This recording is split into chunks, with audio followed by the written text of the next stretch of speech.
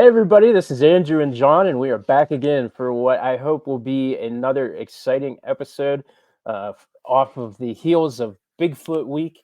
We've had a lot of Bigfoot content, and that doesn't seem like it's going to change anytime in the future. So I hope everybody is prepared for that, I really don't especially want to do it. after the letdown of the first couple of months of this show, not really having a lot of Bigfoot. We're making up for it now. Uh, we have a cool guest, and I'm going to let her introduce herself after the intro. The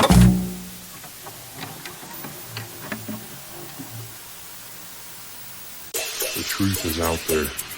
Never stop looking. Never be sheep. Always disrupt.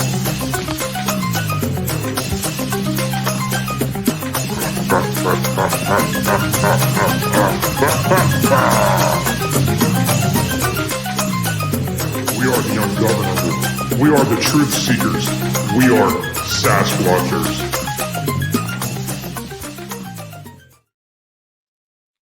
Now that my eardrums are blown out. It happens every time. But we are here tonight with Arla Cailleach Williams, author of My Life with the Hairy People and Respecting the Water, respectively. How are you doing tonight? I'm good. How are you guys? Yeah, we're good. We're good. We're getting I through think I'm giving up podcasting for Lent. I've already decided. Sorry, Drew. I considered that as well, but then I just decided to give up my co-host instead.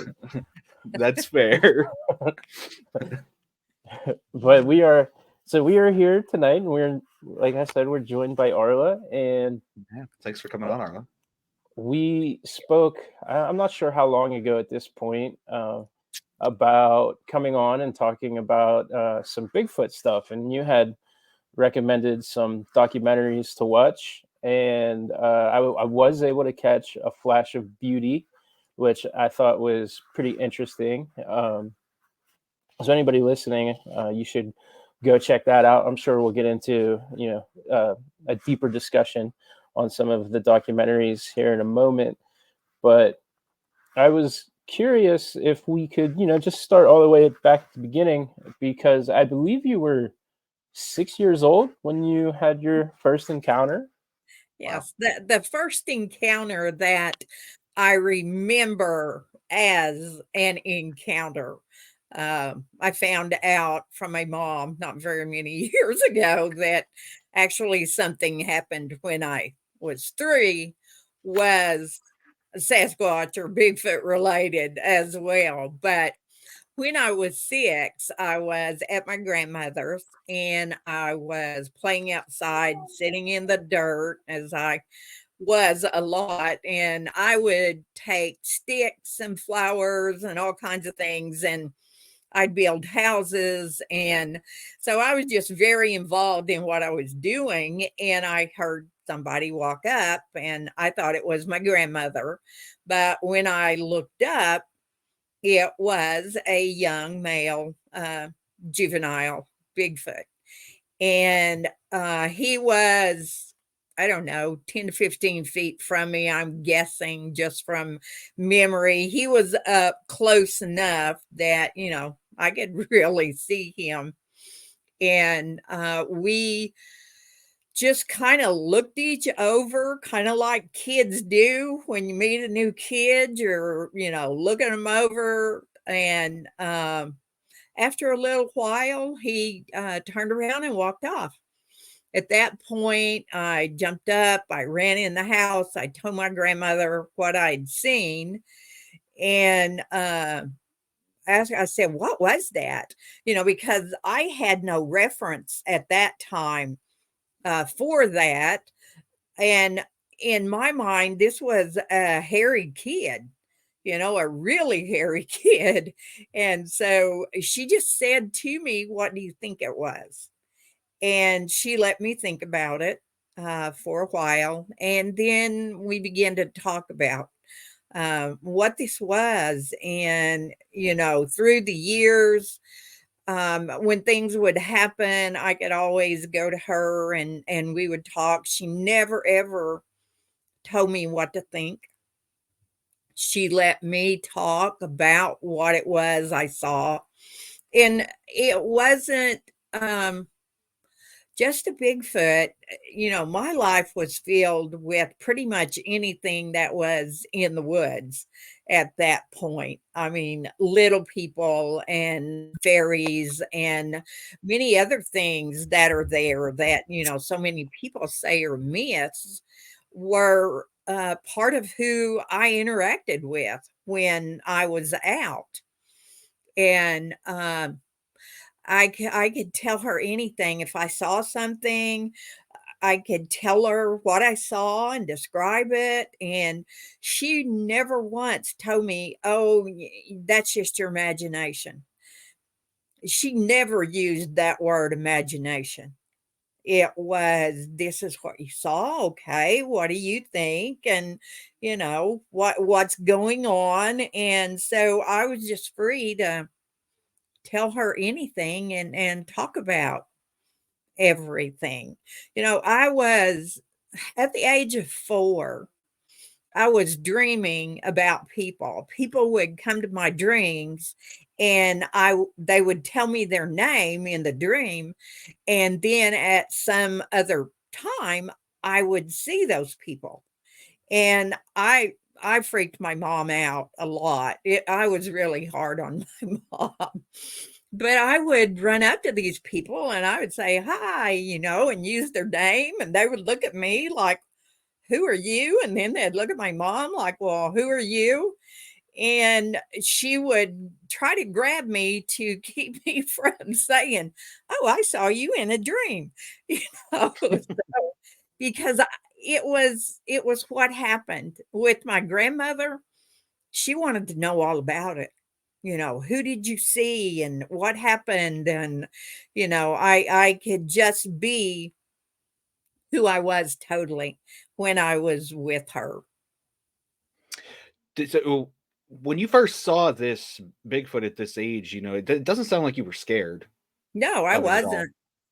No, I wasn't afraid of anything that come out of the woods. I ran off to woods when I was walking good. And it was all my mom could do to keep me where she knew where I was, because I would be outside in a heartbeat. Yeah. And the interesting thing with this, I was 6 when I had this encounter, just, some years ago, not a lot. My mom and I were talking about the Bigfoot, and she said, Arla, do you remember when you were 3? And she went through this whole thing of, we lived on this street in this house, and you were sitting on the bed, and I heard you talking, and I come to see who you were talking to, and there was a dirty, hairy man looking in the window, and you were talking to him. And of course, I remember that very well, because she had come out of the closet getting some clothes, and I was evidently talking to what she said was a dirty, hairy man. And she screamed for my dad, and my dad was taking a bath, and he ran in there, and she said, there's a dirty, hairy man, and Arla was talking to him. And he took off out the door. He grabbed a butcher knife, and of course, he never found anything. But Mom, she kind of got quiet, and she said, do you think that was a Bigfoot? And I said, well, Mom, what do you think? She said, I think that was a Bigfoot. I saw a Bigfoot, she said. And, for years, she wouldn't even talk about it. She didn't want anything to do with that subject. And then for her to realize that, yeah, that's probably what she saw, was pretty cool for me. Yeah, the dirty hairy man that describes my father also, so there's a great chance that it was him as well. But so it sounds like your grandmother, right, had interest in some of the stuff that you had seen in that and wanted to hear your stories, right? Oh, Did you yeah. ever have a chance, like at a later age, to sit down and talk with her? Maybe because like when just how open she was with that, maybe she had the same experiences and was Oh, trying to like connect. she did have her own experiences through her life. She never talked a whole lot about them. If I had something happen, and I could say, well, I saw this or whatever, she'd say, yes, I know, but her whole thing was in helping me. And so we never talked a whole lot about it. Well, she's been gone for several years, and probably, I don't know, 4 or 5 years before she passed, we were going through some photos, old photos, and she wanted to give me some. And one of the photos that she gave me, when I looked at it, I was like, Gran, what are you doing in this photo? And she looked at me and she smiled and she said, I was doing the walk. And what this photo shows is her demonstrating how the Bigfoot walk. And she Oh, was okay. all stretched out with her feet, and uh, she couldn't remember what year that was taken.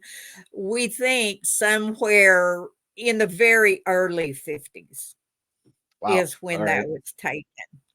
So it's, yeah, she knew a lot, and she really helped me growing up because she was not into fear.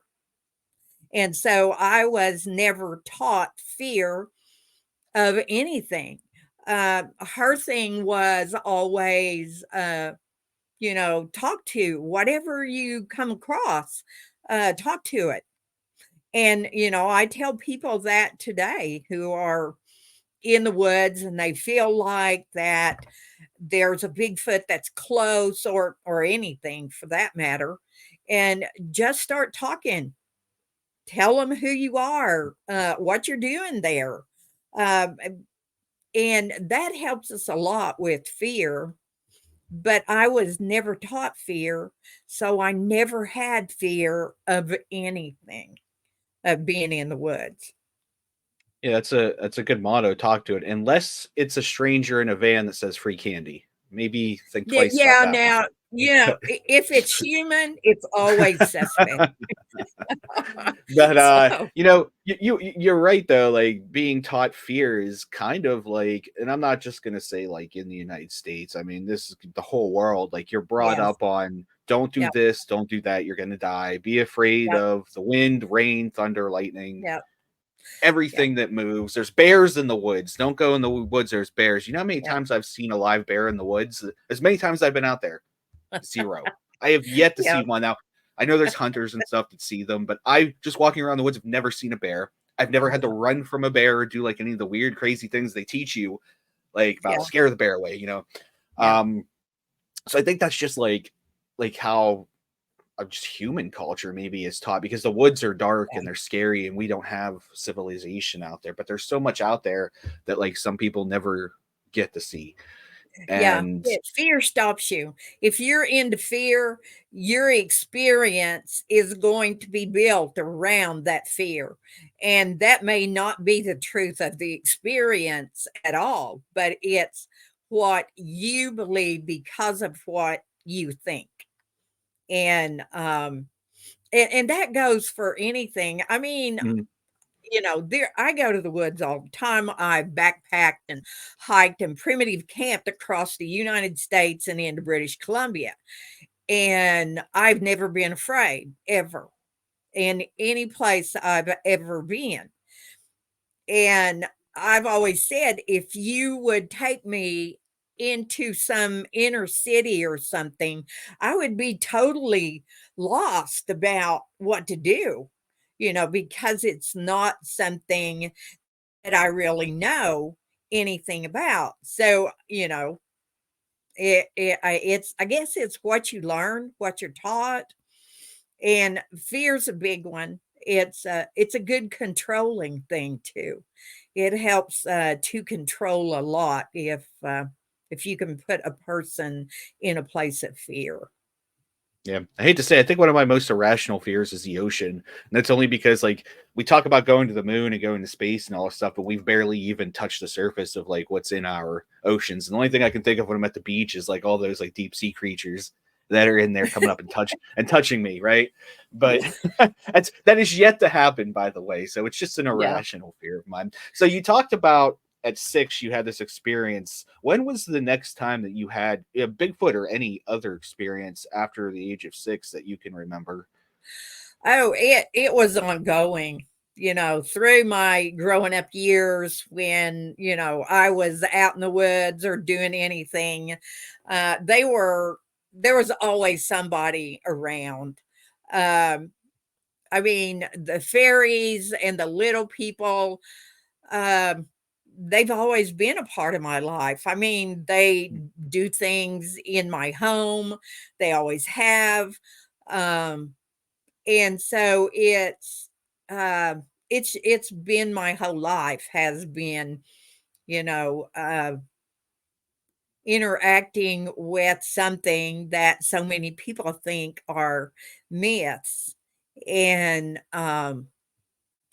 but with the Bigfoot, they if I was in the woods and they were around, they were always doing whatever it is they chose to do, and I would be doing what I would be doing in the woods. My grandmother always taught me that they were our neighbors. And as a neighbor, sometimes you see your neighbor and you talk to them, and sometimes you don't see your neighbor or talk to them. You don't try to go into someone's home and then take over the conversation, I guess. Not But normally. yeah, just to be there and to enjoy what's there with you. And that's an important thing for anybody, going into the woods. Uh, they've been a part of my life all my life on some level or another. There were times in my life because of what was going on in my life, uh, they were not active as they have been now for several years, but they were there.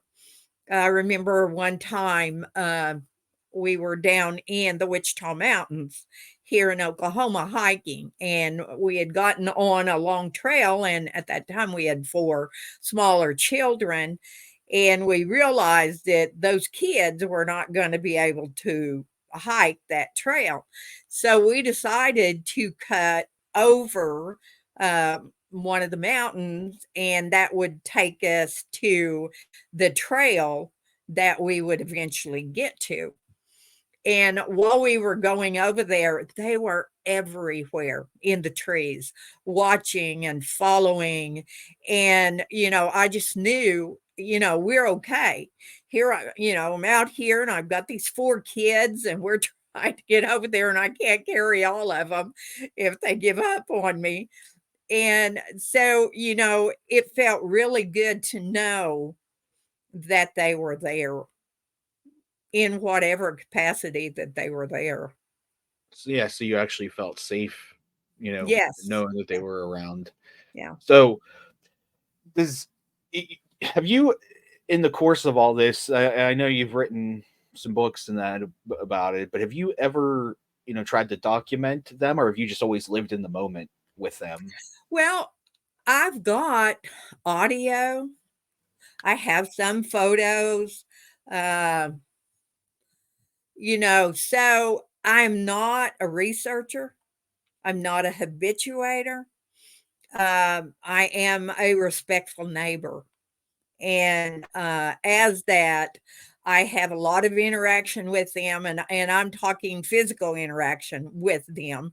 Um, uh, in the Flash of Beauty, Paranormal Bigfoot, there is a part where there is a man, Richard, and I'm in that part of it. And we are talking about an experience he had when he was with me one time, where he viewed the whole family. He got to see the whole family and had an interaction with what I call the father of the ones who that I've interacted with the most. So it's like I said, sometimes I see them and sometimes I don't.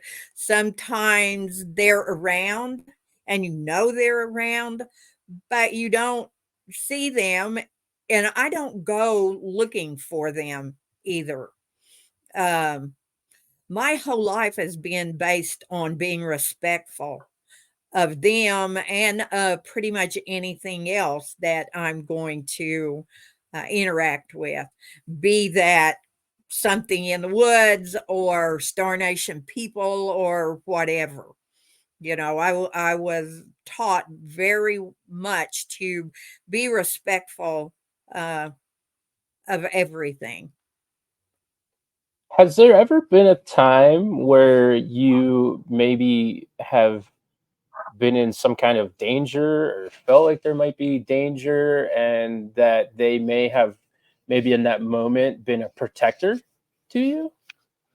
Oh yeah, here in Oklahoma, down in the Comanches, of course, we've got bear and we've got mountain lion.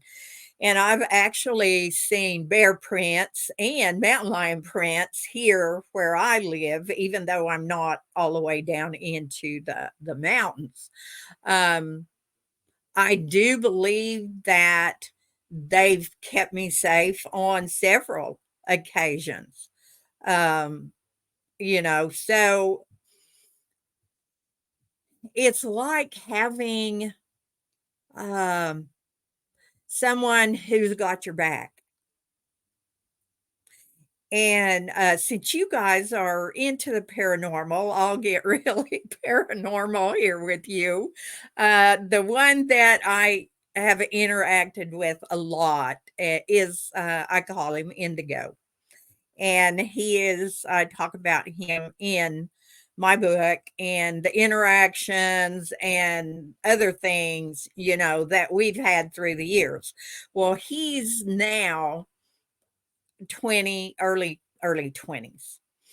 And I've always been very close to him. He would, when I was by myself, staying by myself at night, he would come by my cabin and he would whistle. And it was like I knew he was there, and I didn't worry about being by myself. I didn't worry pretty much anyway, but it was just comforting to know that he was out there. Okay, his name's Indigo, and that's the name I gave him for a reason. Well, in 2019, I was in a really bad truck wreck, a semi, and I had to be life flighted to a hospital in Tulsa. And when I got there, they found blood clots on my upper and lower right lung. And I had a lot of damage to one of my legs that was giving off the clots and things. And so they, they put me in the hospital. When I was up to my room and we came into my room, the boards in hospital rooms will have who the doctor was, who your nurse is, and all the other things on there. Well, when we came into that room, my daughter and I, they had wheeled me in, and I'm just looking around the room, and I looked at the board, and in the place where it said doctor, it said Dr. Indigo. There was no Dr. Indigo in that hospital. Now, how Right. that Dr. Indigo got there, but when I saw it, I just said, I'm okay. I'm okay. He's got my back again. I'm going to be okay. That is a wild experience for sure, and that had to be like just an instantaneous click too. Like I've never met anyone named Indigo, much less somebody that is treating me Yeah. after that Well, kind of an yeah. experience. That's not I exactly. I asked, "Is there a Dr. Indigo?" And she said, the nurse said, "No, I don't know how that got on there." So, how did it get on there? I have my opinion about how it got on there because I didn't know. They didn't know at that point, can we save her leg or her foot or even her life at this point? And because helping one thing was going to make the other thing worse. So they had to do a lot of different things. And I knew that. And when I saw that in the room, it made all the difference in the world in my mindset about how that was going to play out. Yeah. This I guess this follow-up has actually nothing to do with Bigfoot or Indigo, but the accident that you were in, were you struck by a tractor trailer or were you No, inside of I one? I was in the truck with my boyfriend. I had gone on the road with him, and we were in a wreck. It was a no fault wreck. Even the truck that hit us, their trailer caught the cab of the semi and ripped it off and turned it around. And Oh, so, yeah. yeah, when the highway patrol got there, they were like, "There's nobody alive in this truck," but we were, we both were, and we're still here. Yeah, that's incredibly lucky. I was struck by a Mack truck Hmm. in 2011, which is why I asked about that. I almost kind of have like I feel like a kinship here with you Yeah. because of that. Yeah. I was not in a large truck. I was in a Ford Escape, and it T-boned me and Oh wow. threw me back 25 feet. And I it happened so quickly. I had no idea it was even like a truck that had hit me. And then, the next thing I know, there's like some guy reaching into my window, holding my head in place Hmm. and telling me that everything's going to be okay. And I'm like, yeah, no, man, what are you doing? Like, get off of me. But I had no idea that like my head was split open and he was like holding Yeah. my head together. Yeah. And I was out of the hospital that day. Incredibly lucky. They just stapled me up and sent me on my way.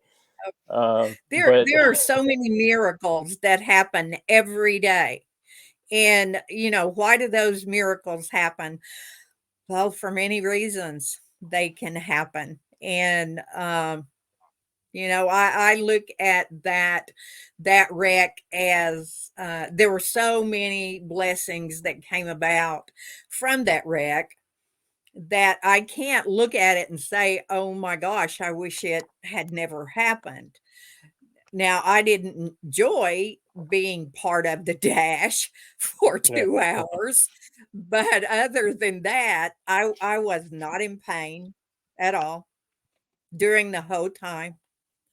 So, I just look at it at all the good that came from that, and then, just to have that little thing of Dr. Indigo, yeah, and it's kind of funny too, because I wanted to say, "Ha ha, Indigo."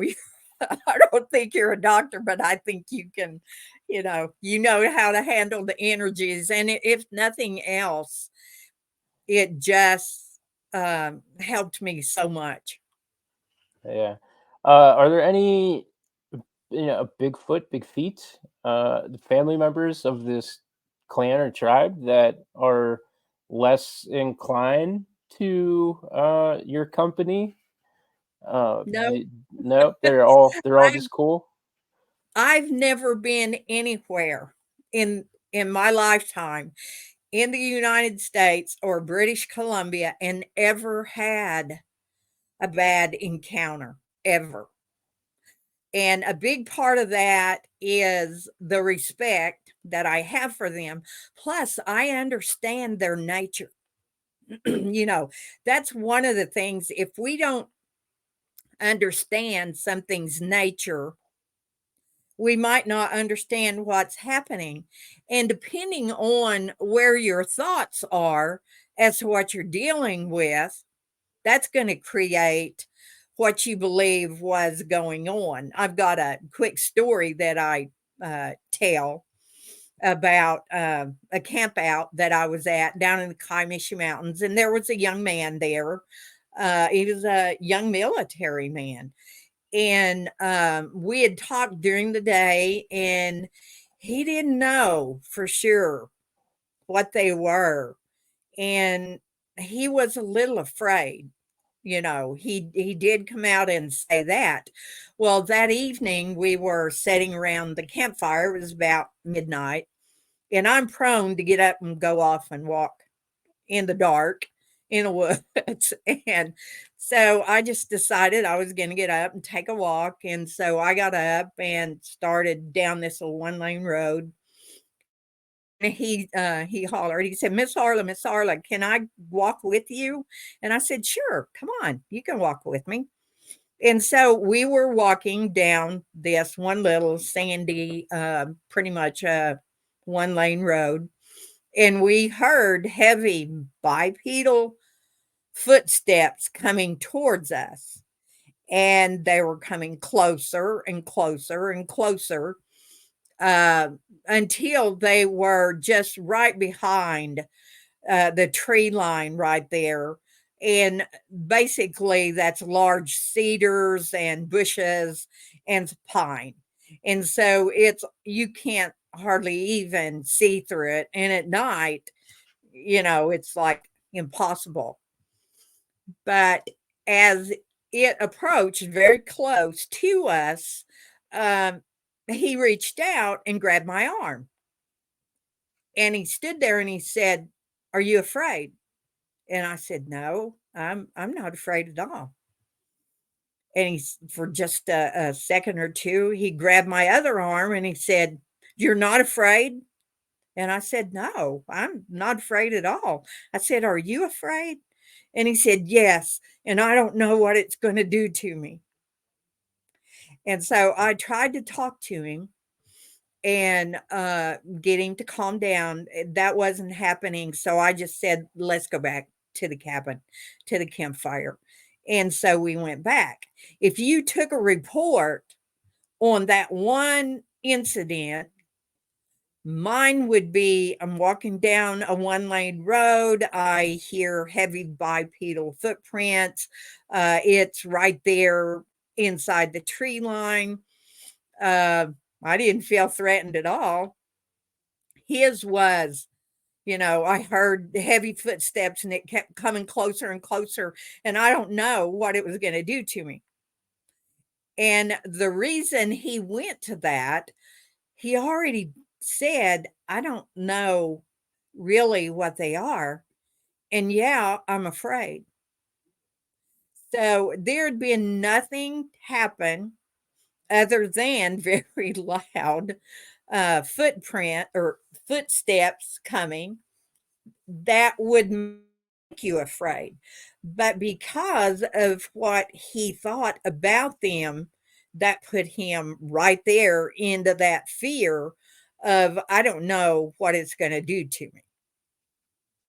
So what we think, that's going to create for many, many times how an encounter, happens. Yes, they're big and they're hairy and they're loud sometimes. And not truly knowing, you could be afraid and think, well, if it's walking towards me, then it's going to hurt me. But that's not the case from what I've seen, where the encounter begins to be scary is what's going on in a person's mind. Right. And I think that's kind of not even just kind of, Bigfoot, but you get into most of cryptid or paranormal in Hmm. general. It's all about Yeah, your mindset. And um, it I, is. I have not yet been lucky enough to interact with a Bigfoot. Um, we are hoping to change that here in a couple of months. We're going to go out and have a camp that's, I hate to use the word sponsored by Sasquatchers, but we're going out there. We're going to do some Sasquatcher things in the woods, and we're going to have a group of people, some who with experience, some not. And I think for me, it's fascinating with this podcast and the research that I've done because I haven't ran into a lot of that as far as that gentleman was scared. For a long time, I just assumed like Bigfoot seems to be like this is almost the protector of the forest, and nobody seems to have a negative experience. And I guess as time has gone on, you do learn of some negative encounters here and there, but it just seemed very positive, and anyone that I've spoken with just speaks highly of it, and wants Hmm. to have it again, and then they're always going back out trying to bare minimum do some wood knocking to interact. So yeah, it's I don't know, comforting to know that if you are pleasant, that bare minimum, your pleasantness is almost kind of responded to. Oh, it is. People tell me, they'll say, well, they love children. Yeah, they do like to watch children because what do children do when they're out? They're playing, they're laughing, they're having a good time. They love watching people uh, at a camp out around the fire, joking, laughing, having a good time. They enjoy that. And it's so they're there watching you, whether people know they always have been. And so they're there watching, what's going on. And it's basically up to the individual, Bigfoot or human, as to kind of where that goes, and that's like with this talking to them. It's something that through the years, as I've worked with people who were getting into this or who had gotten to the stage to where they knew that they were around them, by several different ways, was too, if you get into a place where you feel a little afraid, start talking. Hi, my name is, and I'm here, and why I'm here. They already know that. They already know who you are, as to what you think, how you feel. Um, And so it's just a measure of respect to talk to them. Plus, it helps the human because if there is something that you're talking to in your mind, you begin to think, well, this is a being that I'm talking to. This is not some big, scary monster out there that I'm having a one-way conversation with. And sometimes that's where the mind speak jumps in, is when you do that. um, and so and I tell them, hey, if you can't get past your fear, it's really simple. Just leave, turn around and leave. Don't continue to put yourself in that space being fearful, because if anything happens, you're going to feel that it was not a positive thing. because of that fear. So I just tell people, go out, have a good time, enjoy yourself. They're going to be there seeing what's going on.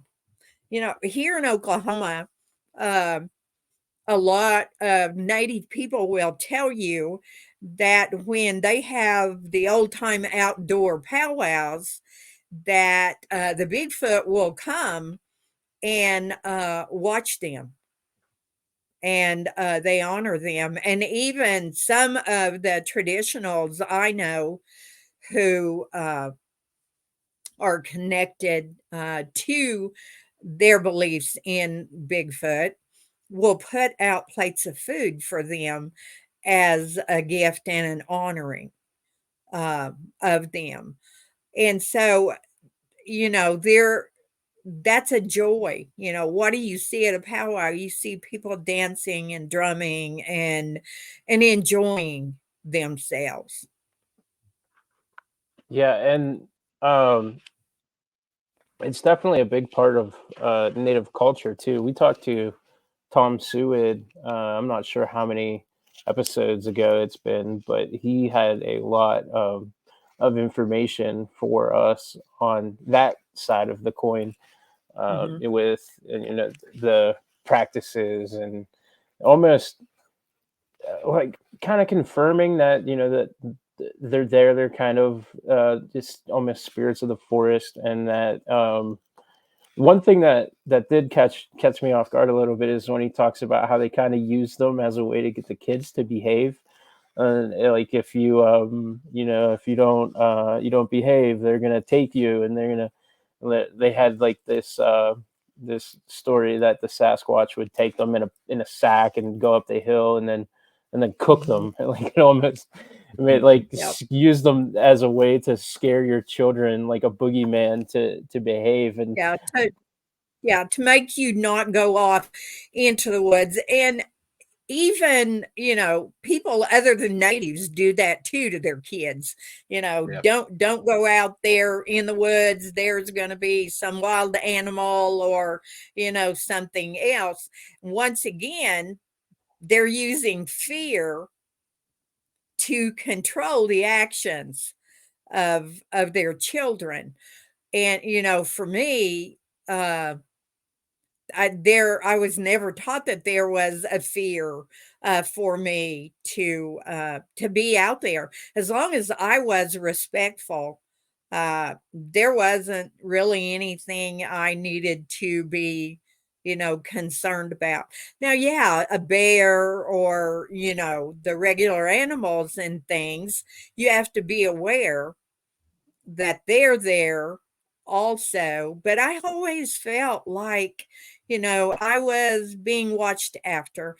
And I know my grandmother felt that way too. And so she didn't worry about me, being out like that. I had so much more freedom, when I was with her than, I did with my mom, because my mom tried to set on me.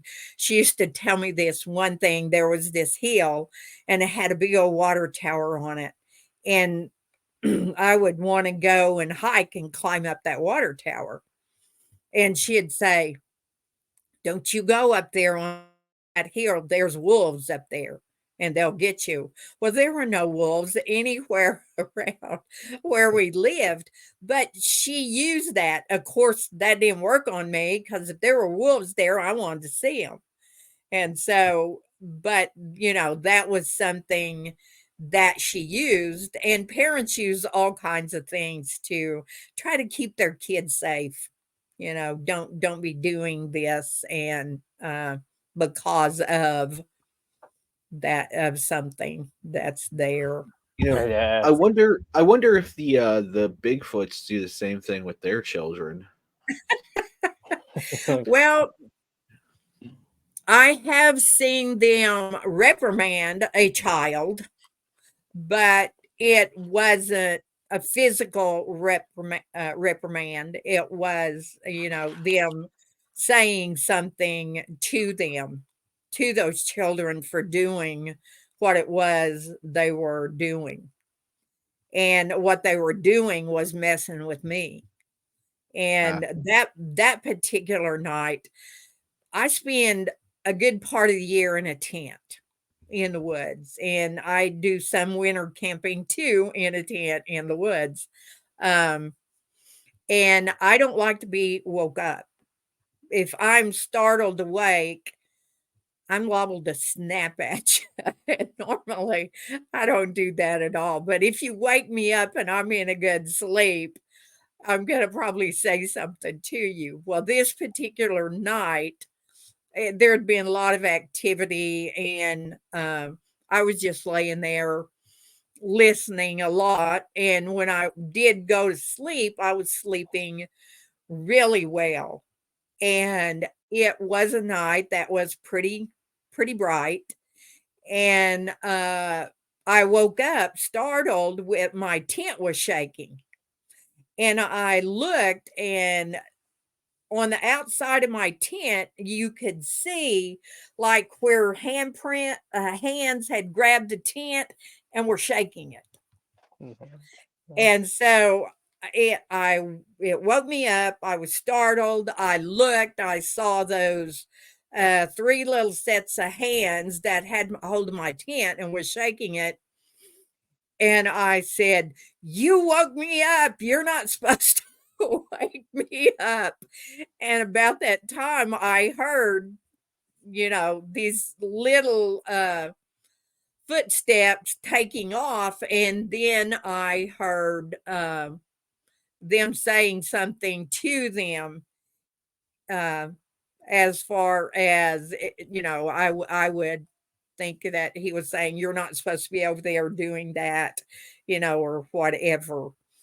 Uh, I've seen them reprimand very little, but they do it in a way, uh, not like a human reprimand at all. But the kids are mischievous. They have pranked me and done things to me through the years. What kind of pranks? What kind of pranks? Oh my gosh.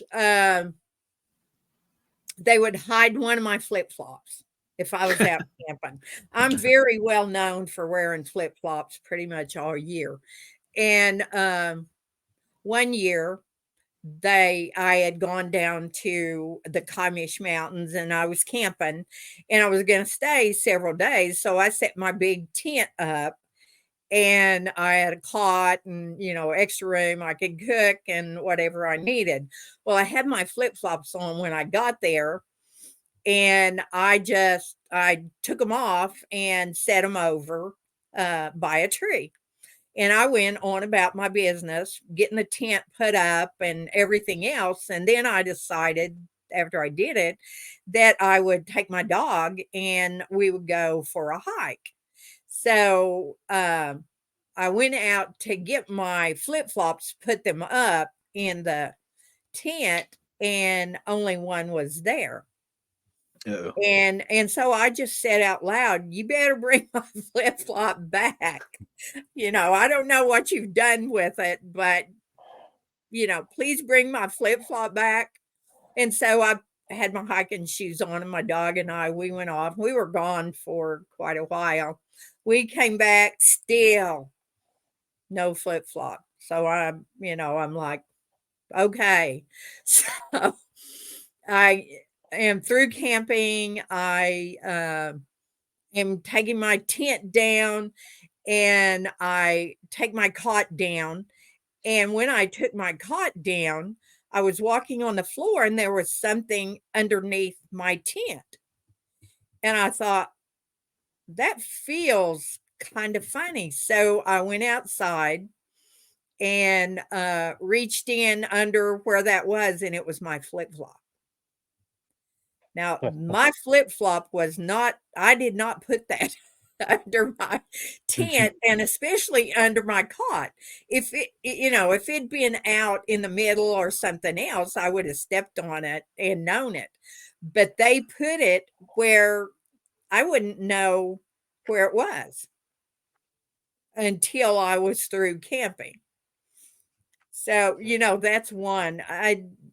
I've got story after story of stuff that they've done to me through the years, and they enjoy it and I enjoy it. I think it's kind of funny. Um, and one time they took one of my flip-flops and they brought a different color flip-flop back. They're keeping colors of flip flops to mess with people. Like, oh well. Guess I got wearing two different colors. Have you ever? I'm not even sure how you would do this, but have you ever considered playing pranks on them? Oh, I try. Yeah. I try. I do silly stuff, and I try. But one time I decided I would go out and I had what I called one woman and a dog tent. I could put it up real quick, and if I'm just going to stay one night. And so I decided I'm going to go out and just sleep in the woods tonight. And so I got my tent and got my things together, and I hiked out to where I was going to go. And this particular tent, all of the tension things that are inside the poles had broke.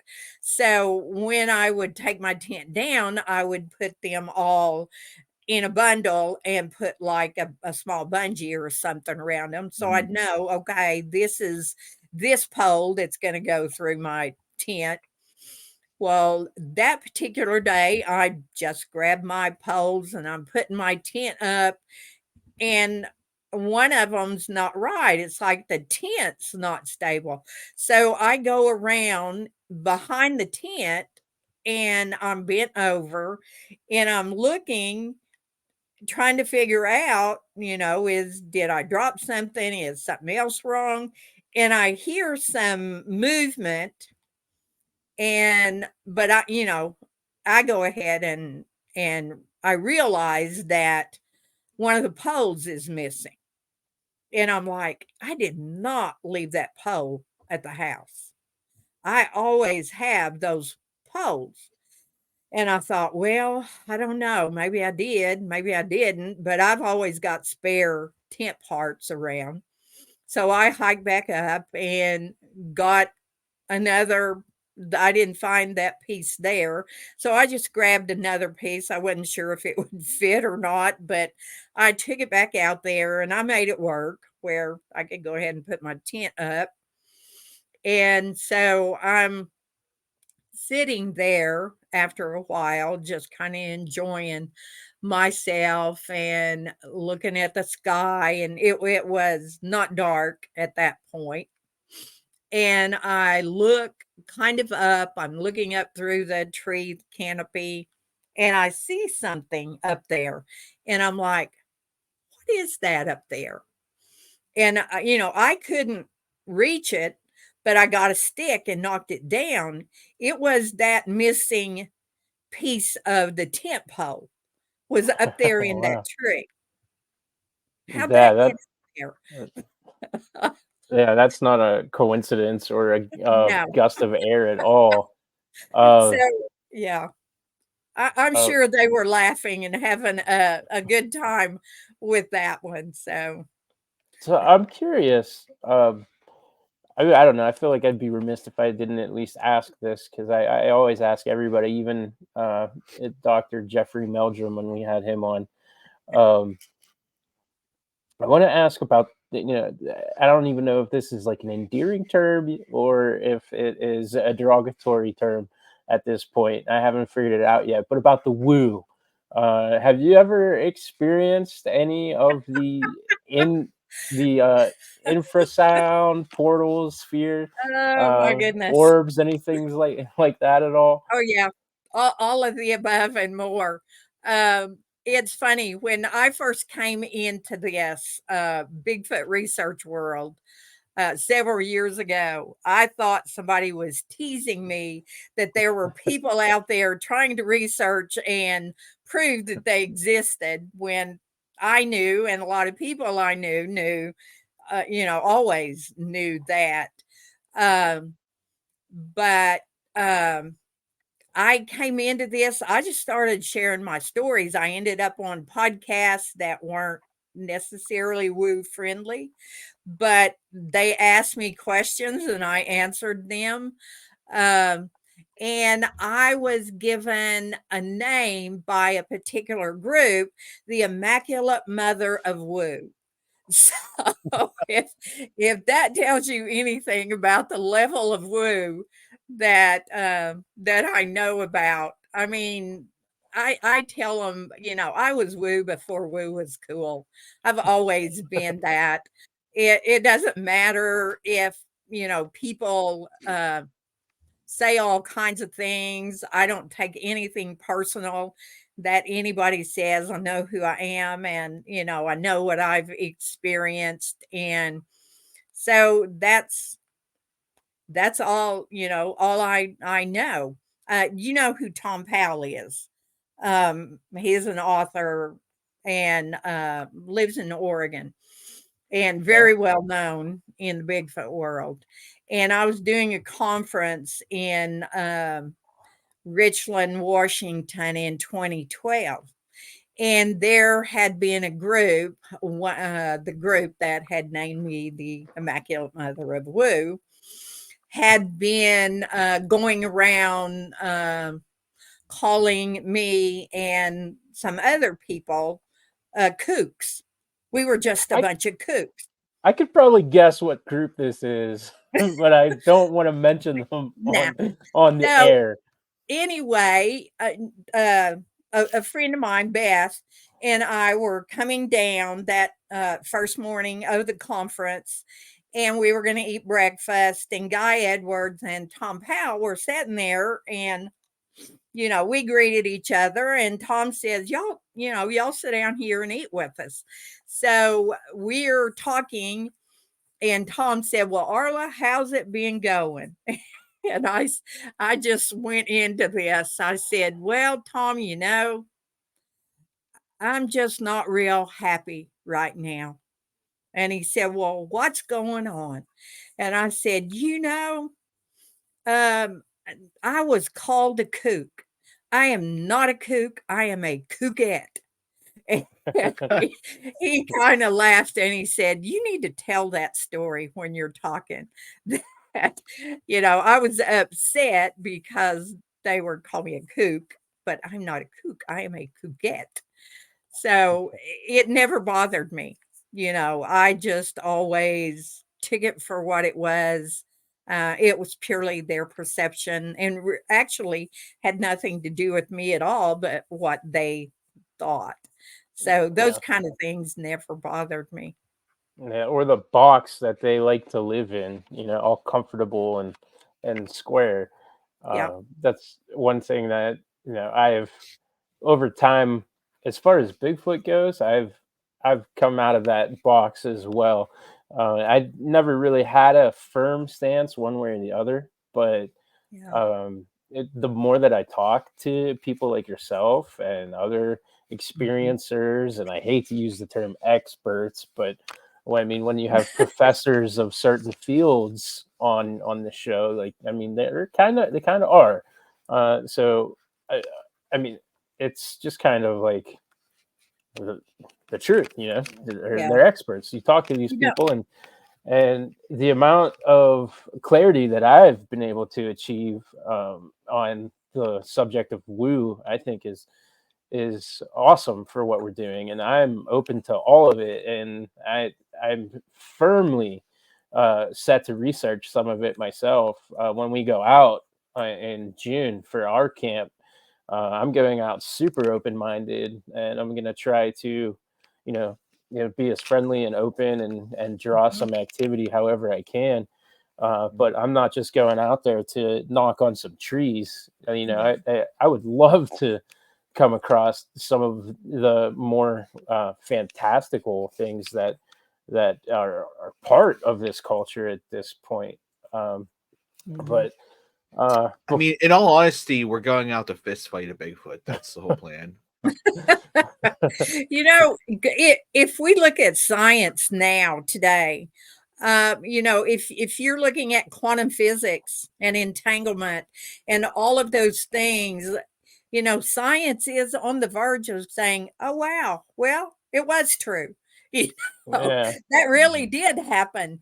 And, those things, I do believe at some point science will come to terms, with what's going on. I believe so many of them are now. I mean, Ron Moorhead has done wonderful, wonderful work within that quantum field about things that, that are going on. And could this be how now you see them, now you don't? That type of thing. And yeah, that's very definitely something. When you research something, if you're a researcher, if you pick and choose what the findings are, you've only researched a part of that. You haven't researched the whole thing. So if you say, well, this is what happened, but then there was this weird stuff that happened too, but I'm not going to look at that. I'm only going to look at this other. You don't have the truth of the whole thing because you took out part of what was going on and didn't look into that or didn't study that or didn't research and talk to people. I mean, thousands of people are talking about these experiences that are going on. And you can't negate everything. You can't say, well, they're just imagining that this Right. is happening. Right. And So you yeah, have if you like don't the look at the whole scientific thing, method.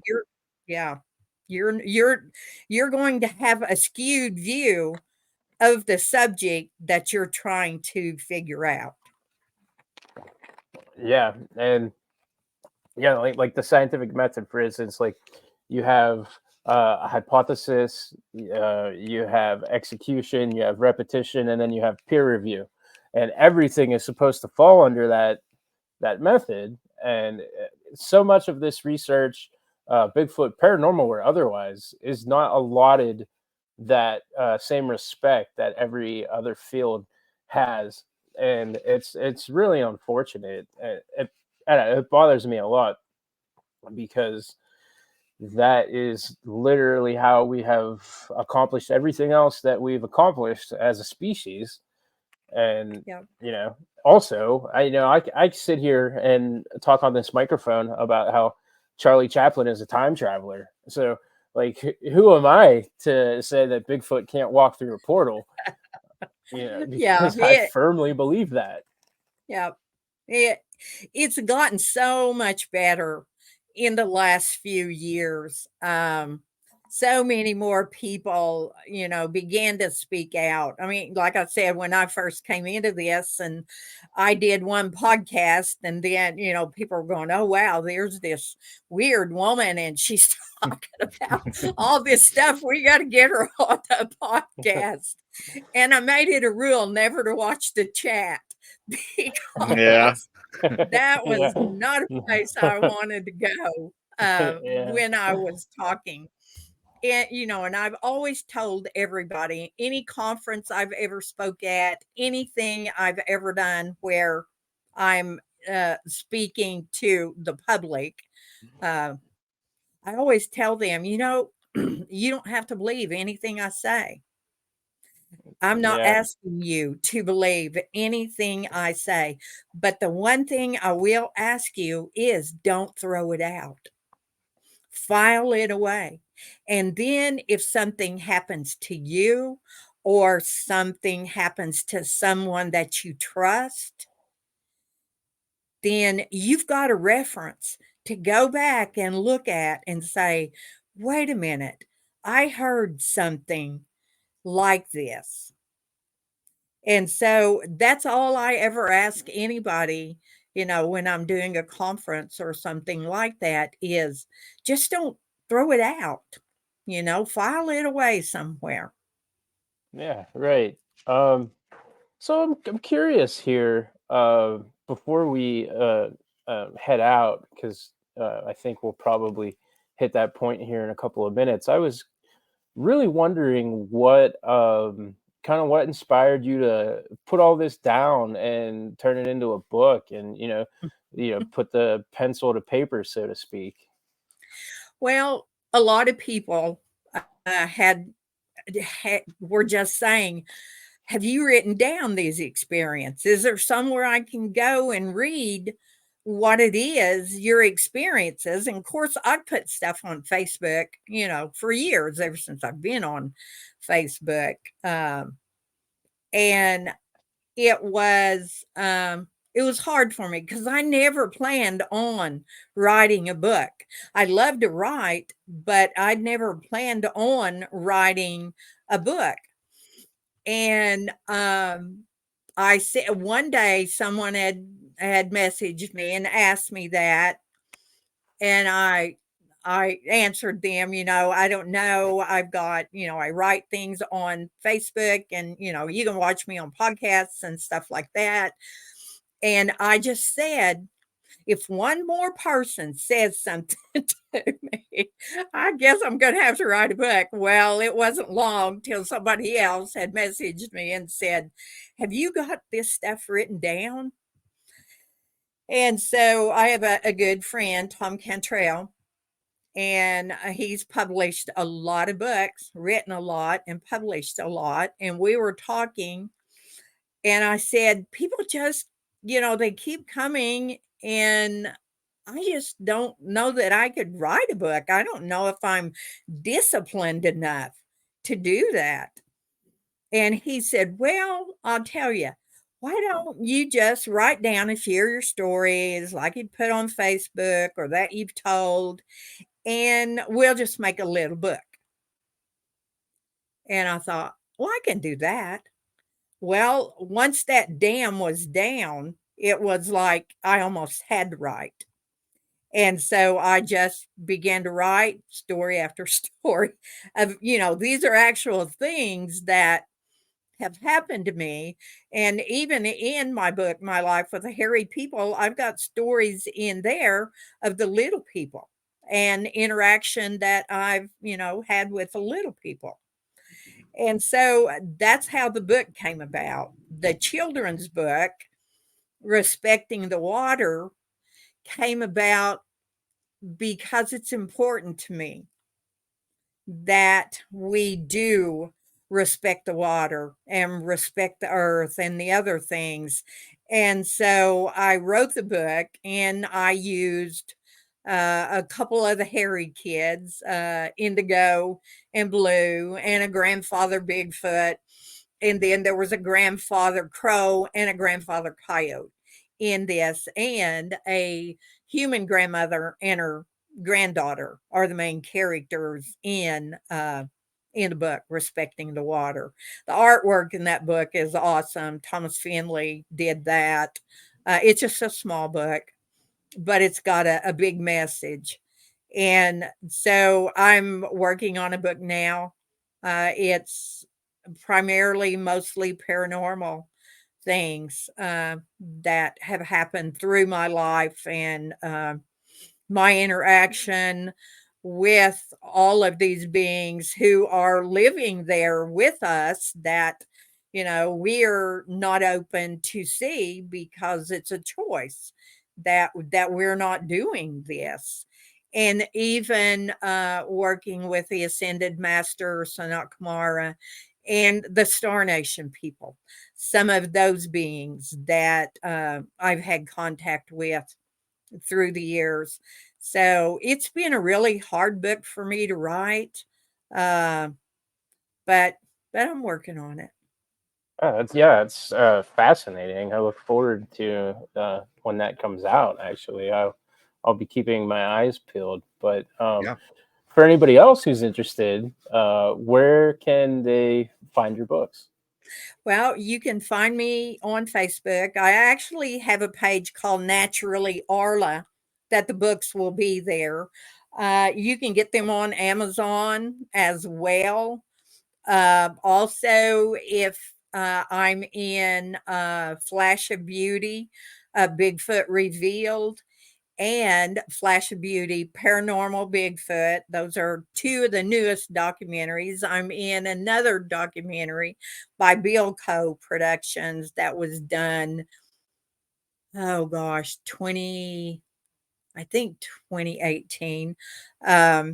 It's called Paranormal Bigfoot 2.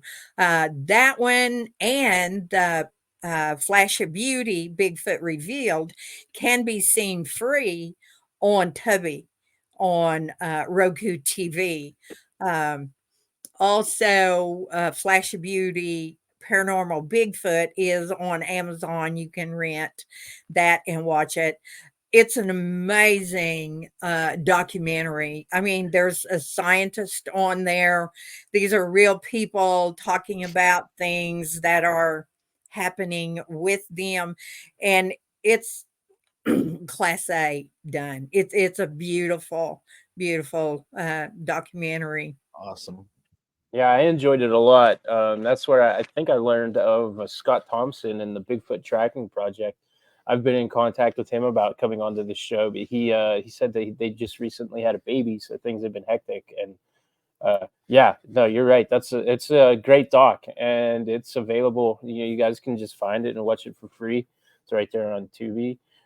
Yep. I want to thank you for coming on. Unfortunately, we've kind of hit our time on this. It's crazy how quick an hour can just blow by when you're talking to somebody It does.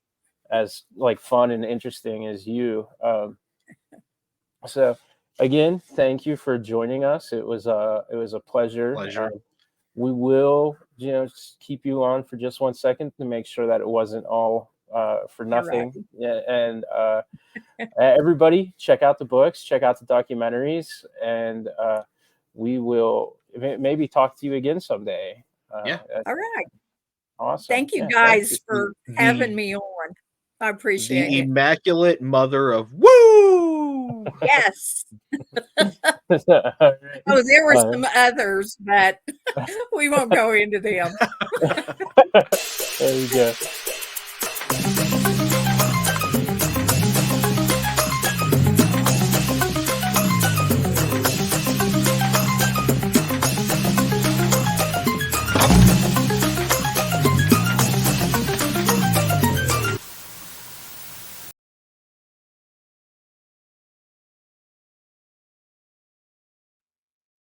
Thanks for squatching.